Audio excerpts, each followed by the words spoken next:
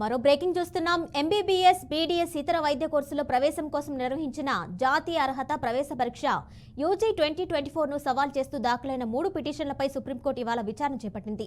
NEET counselling ను ఆపేది లేదని, కొనసాగుతుందని సర్వోన్నత న్యాయస్థానం తేల్చి చెప్పింది. ఇక ఫలితాల్లో 1563 మందికి గ్రేస్ మార్కులు కలుపుతూ ఎన్టీఏ తీసుకున్న నిర్ణయాన్ని వెనక్కి తీసుకుంటున్నట్లు ఈ సందర్భంగా కోర్టుకు కేంద్రం వెల్లడించింది. వారికి మళ్లీ జూన్ 23న పరీక్ష రాసే అవకాశం కల్పిస్తామని తెలిపింది.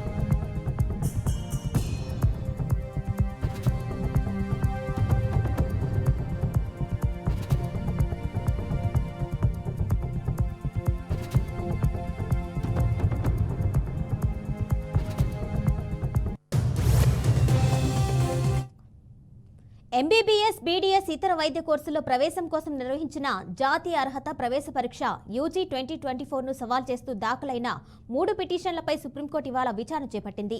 నీట్ కౌన్సిలింగ్ ను ఆపేది లేదని, కొనసాగుతుందని సర్వోన్నత న్యాయస్థానం తేల్చి చెప్పింది. ఇక ఫలితాల్లో 1563 మందికి గ్రేస్ మార్కులు కలుపుతూ ఎన్డీఏ తీసుకున్న నిర్ణయాన్ని వెనక్కి తీసుకుంటున్నట్లు ఈ సందర్భంగా కోర్టుకు కేంద్రం వెల్లడించింది. వారికి మళ్లీ జూన్ 23న పరీక్ష రాసే అవకాశం కల్పిస్తామని తెలిపింది.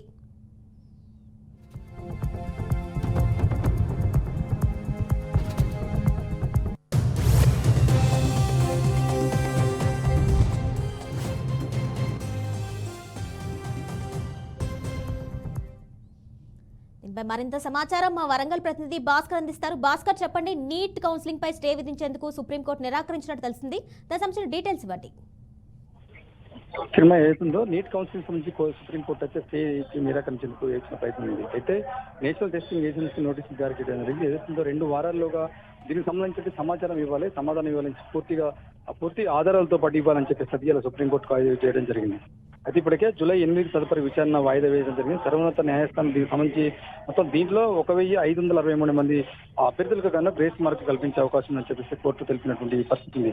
గ్రేస్ మార్కులను రద్దు చేసినట్లు ఎన్టీపీ తీరడంతో ఇప్పటికే సుప్రీంకోర్టు దీనిపై తేల్చాల్సిన అవసరం ఉంది. ఎందుకంటే దీనిపై ఎంతో మంది విద్యార్థులకు అభ్యర్థులకు దీనిపై జీవితం వైద్యం దాగుంటారు కాబట్టి తప్పకుండా దీనిపై పూర్తి స్థల స్టే ఇచ్చిన తర్వాత దీనిపై నేషనల్ నివారణ చేయాల్సిన అవసరం ఉందని చెప్పేసి ఇప్పటికే వారు చెప్తున్న పరిస్థితి. దీనిపై మరొక 2 వారాలుగా పూర్తిగా సమాచారంతో రావాలని చెప్పేసి స్టే ఇచ్చిన పరిస్థితి ఉంది. అయితే భాస్కర్, ఎవరికైతే 1563 మందికి గ్రేస్ మార్కులు కలిపిందో వారికి మళ్లీ జూన్ 23న పరీక్ష రాసే అవకాశం కల్పిస్తామని సుప్రీంకోర్టు తేల్చి చెప్పింది. ఈ నేపథ్యంలోనే విద్యార్థులు ఏమంటున్నారు?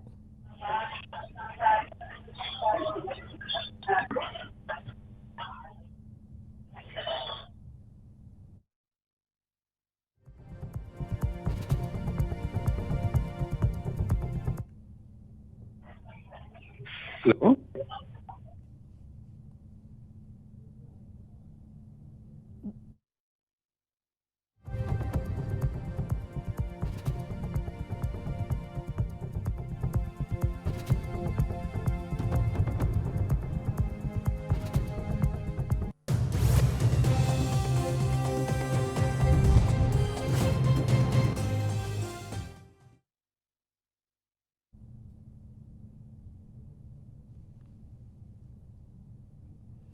అయితే భాస్కర్, ఎవరైతే 1563 మంది అభ్యర్థులకి గ్రేస్ మార్కులు కల్పించినట్టు ఎన్టీఏ సుప్రీంకోర్టు తెలియజేస్తుందో ఈ నేపథ్యంలోనే సుప్రీంకోర్టు వారికి జూన్ 23న మళ్లీ పరీక్ష రాసే అవకాశం కల్పిస్తామని తేల్చి చెప్పింది.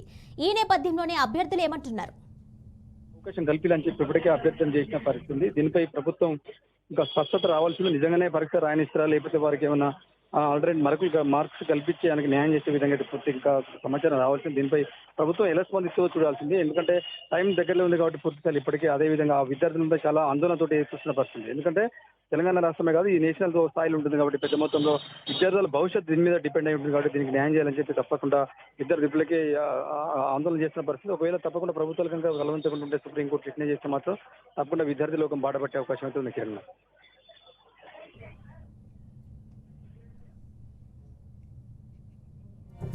Right Bhaskar, thank you.